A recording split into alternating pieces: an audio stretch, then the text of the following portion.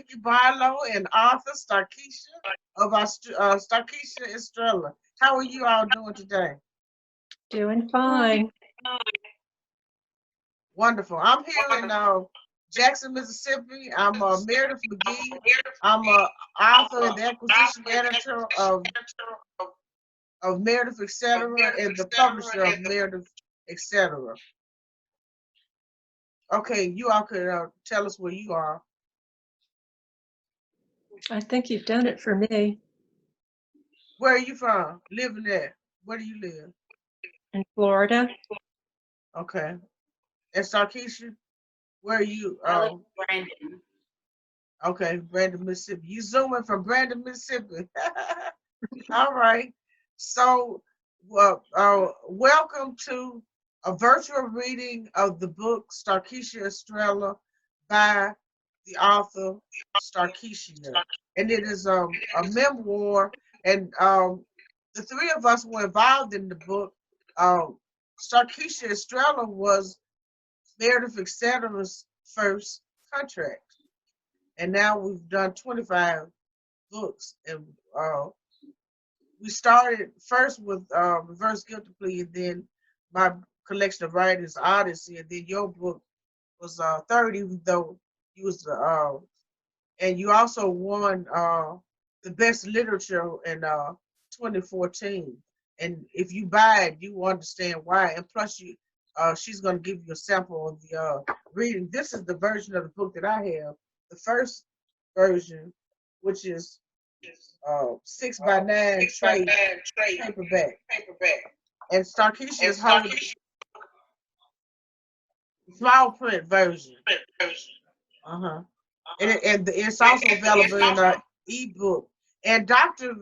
Vicki Barlow, who was practicing at that time, wrote the foreword. She read the book, analyzed it professionally, and wrote the foreword. So now, Dr. Barlow, can you read the foreword that you wrote? I certainly will. Thank you. It's an honor to write the foreword for this special memoir, as my background is in the field of psychology, not literature. And so I read Starkishia's story, looking through the lens of the psychologist, diagnosing family patterns and analyzing the different characters. I was impressed by Starkishia's writing ability and her willingness to share the most intimate details of her traumatic childhood with unflinching honesty. Her courage and insight are admirable. Starkishia spared no detail as she described her early life with an abusive mother whose behavior toward her firstborn can only be described as horrifying.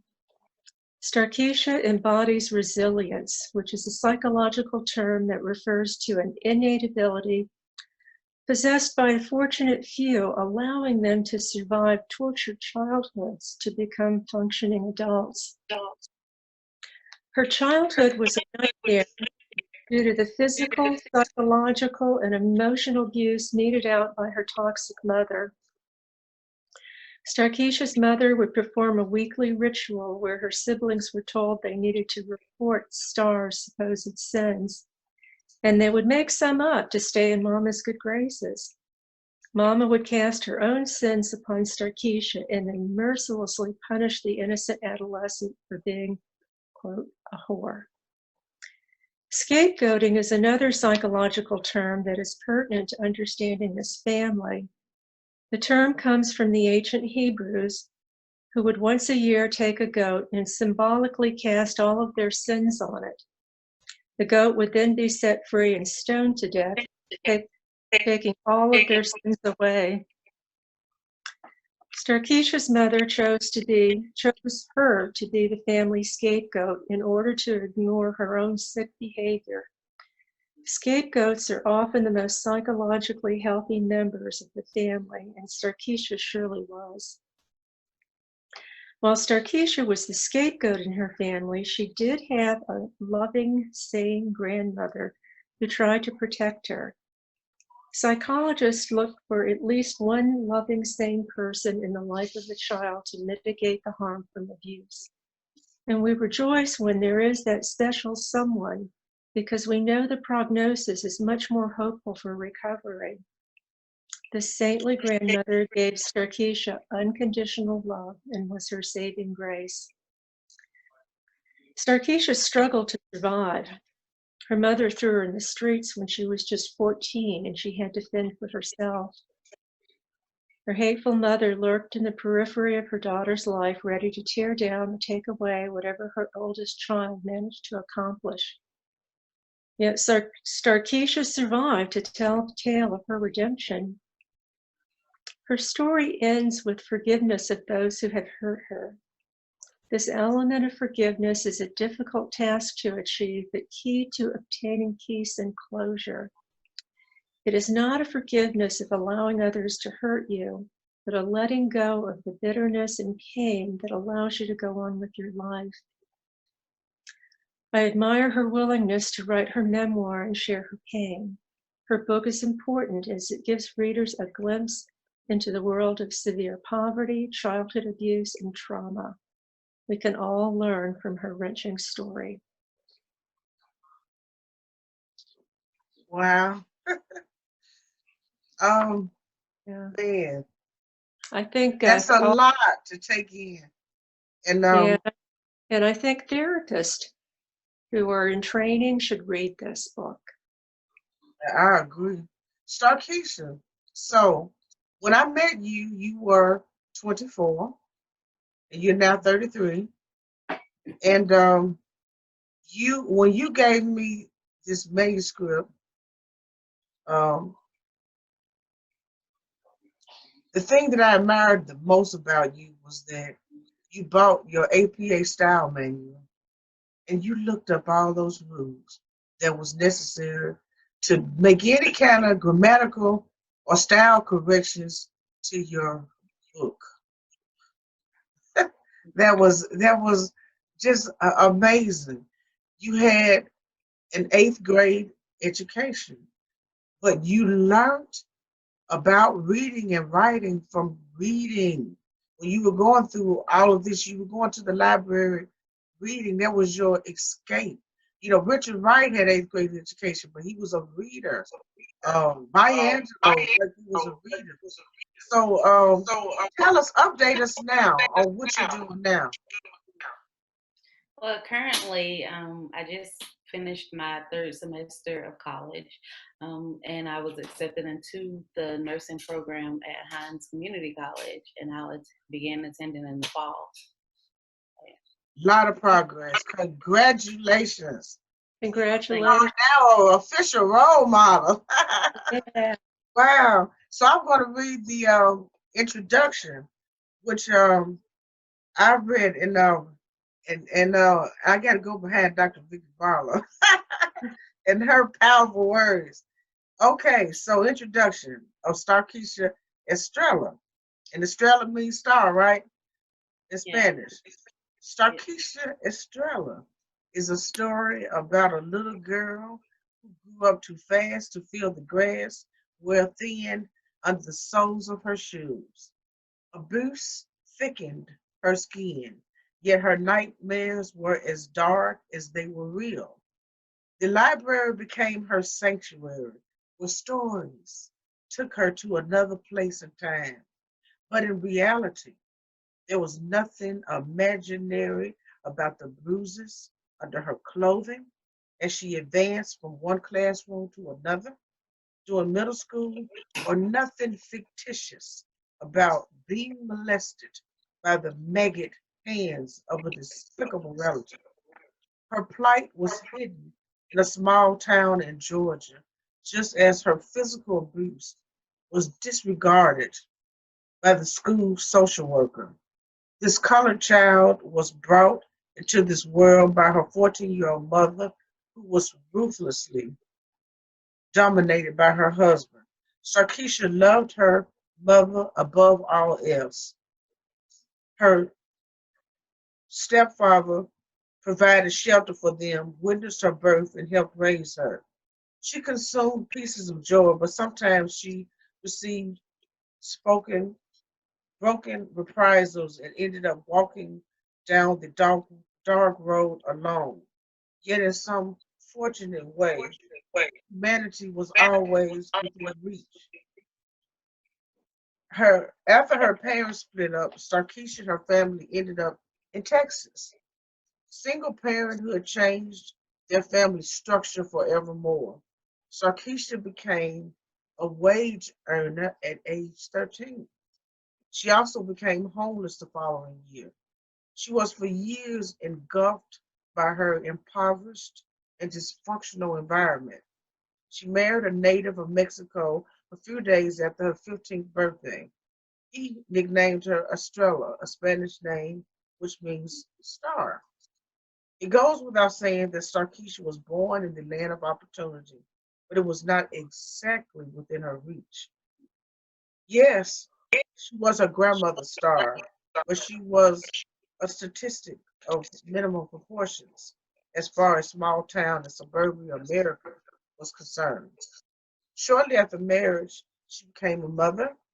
Afterward, life of this teen went downhill at lightning speed. Many readers will identify with her. When she walked away from her husband brokenhearted. Then she fell in love with another man, and as new babies arrived, she took her limited funds and focused on the lives of those under her roof. In time, her parental absence to her oldest two children turned flat out to abandonment. Have mercy. Sarkisha was a lost teen, but through grace, she eventually became a productive woman in American society. And I paused for a minute um, because this story is so real on so many levels. Even though I have read it, rereading it is brings emotions to me. But anyway, Starkisha, are you ready to read a portion of chapter one? Yes, I am. Okay. I think we have about 15 minutes. Okay, well, I'll read as much as I can. Okay. All right. Chapter 1, Texas Bound. What are you doing out here lying on this dirty bench? He asked as he sat down next to me. His question took me by surprise, and I didn't know what to say. I felt like I was caught, like he knew I had nowhere else to go. Do you want to come to our house? He asked. No thanks, I'm fine, I lied. Get up, girl. I remember exactly how I spent New Year's Eve of 1999 like it was yesterday. Back then, I was only 12 and clueless as to how the new year would change my life. That was 15 years ago. I am now the proud mother of one beautiful daughter and three handsome sons, two of which reside in Mississippi with me. My oldest two children were raised in Zacatecas, Mexico, by my estranged husband's older sister and her husband. My oldest children both speak Spanish and very little English, and I speak English and very little Spanish. Communication was a barrier for us, but we spoke with each other on the phone often until I lost contact in January 2013. Once upon a time, in a small Texas town, we were a family of three. Then, my husband was deported to Mexico. I was pregnant when I sat my little girl, who was also my firstborn, on my lap and boarded a bus to join him. We reunited in the Mexican border town of Juarez. When my due date approached, I crossed the border and gave birth to my first son in El Paso, Texas. It's a long story, but I've got to start somewhere. As I mentioned earlier, on December 31st, I celebrated my brother Mike's 12th birthday in Swainsboro, Georgia. We had a ball. Cake, soda, ice cream, potato chips, the works. We danced to no end and competed for the attention of our adult relatives. I'm the first of four children in our immediate family. Mike was born 11 months after me, so for 6 weeks each year, we're the same age. When the party ended, my stepdad, Ray, dropped me off 20 minutes before midnight and my curfew at my grandmother's big brick house at the end of Brown Street. Before I got out of the backseat of Ray's car, I said goodnight to he and Mike and rushed up the steps to the front door. The porch light was on, but the house was dark. Grandma was asleep, so I used my key to get in. While the world waited and prepared for Y2K and all of the technological problems that were said to follow, I was just a young girl celebrating the end of one year and the beginning of another one. I had one more event on my celebration list, which was watching the video debut for the song I Want It That Way by the Backstreet Boys. I ran to the den, turned on the television, and jumped to my feet, singing and dancing with the band members AJ, Howie, Brian, Kevin, and Nick. Life at Grandma Lola's house was sweet as cotton candy. I was the only child in her house. My father was her only son. He was in prison, where he had been most of my life. Anyway, my grandmother made up for his absence. She had a way of making me feel like a bright, shining star. She was a God-fearing woman, her words always gentle and kind, and she always encouraged me. There was only one problem. I had been raised by my mother and grew up with my siblings, and for the first time in our life, we were separated. In spite of living apart from my family, every day was a good day with Grandma. She enrolled me in school, which I loved, and life continued. 2 months into the new year, on my 13th birthday, I received a call from Mama wishing me a happy birthday. She said she wanted me to join her and her boyfriend and my 2 younger sisters in Texas. She said she'll send me some money for the summer if I want. They moved to Texas shortly after the 1999-2000 school year began, leaving me and my brother Mike in our home state of Georgia. Mama originally met Juan on her second job at Peking Chinese restaurant in Statesboro, where she was a waitress and he was a dishwasher. Mike, our 2 younger sisters, and I previously lived in Swainsboro with Mama and our old boyfriend Matt, but we spent most of our lives with Ray. He married Mama before I was born and is the natural father of my siblings. After our parents split up, Mama started dating Matt, and we all moved to Statesboro. However, a few months afterward, Matt got locked up for back child support. Mama took a second job to support us. That's where she met Juan, and they fell in love.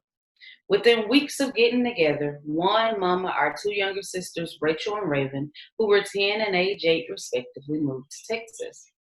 I will never forget an incident that occurred in our small apartment while I was babysitting my siblings a few weekdays before the move. One beautiful night, a couple of friends came by. So Mike, Rachel, and I stood outside on the balcony to talk to them. We were outside because we were forbidden to have company while Mama was away. As the oldest child, I enforced Mama's rules. I had no other choice because the weight of our household fell on my shoulders in her absence, and she ruled me with an iron fist. Raven was on the balcony with us for a while, but for some reason she went back inside. She was inside alone for about 10 minutes before she ran outside yelling, "Something's wrong with the rabbits. They're hurt real bad." My siblings and I, who were all animal lovers, ran in to check them out. When we walked inside the apartment, my black pet rabbit, Gidget, was crawling around, dragging her hind legs. I could tell her legs were broken, and she was in excruciating pain. I picked my baby up and tried to comfort her. Then I heard Rachel yell, "Starkishia, come look at Kim's eye." When I made it to the cage, I saw blood covering Kim's left eye and white fur. It was almost like her eye was out of the socket. Because Raven was the only one in the house when this happened, we all assumed she was guilty of physically abusing our pets, so we surrounded her. "What did you do to them?" we asked. "Nothing," she lied. We all loved animals, including strays, so we couldn't understand why she would deliberately